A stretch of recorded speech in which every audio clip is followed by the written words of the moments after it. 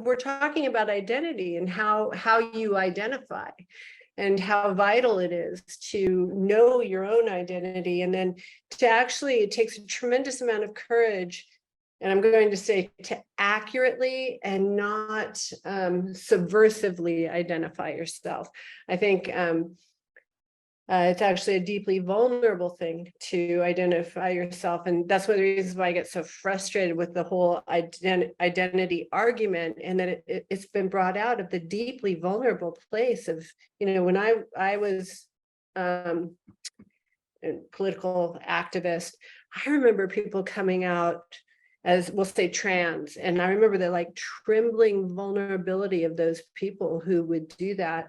And that now you could come out as like, all these other identities, I think actually diminishes the tremendous amount of power, what it takes, because true identity, true identification has to do with what we'll talk about. And that's a certain, you melt down the identity, you melt it down to gold.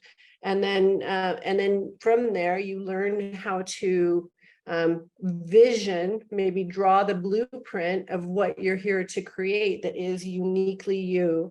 And then you go and you begin to learn how to create with that force and to create the art that you want to see in the world. And then the most difficult part is how to bring that into the world without losing the potency, the integrity, the deep meaning of what you've done, and the elegance, so that you have a carrier signal that is connected to what we talked about, which is emptiness, or the erotic mind, which is the awareness that we are all interconnected at all times, and that this is just a little bubble on a Coke bottle, but that can just easily and hopefully go back into the Coke bottle. And when it does, that's when I have a feeling of joy and relief and bliss and spaciousness, the mystical state.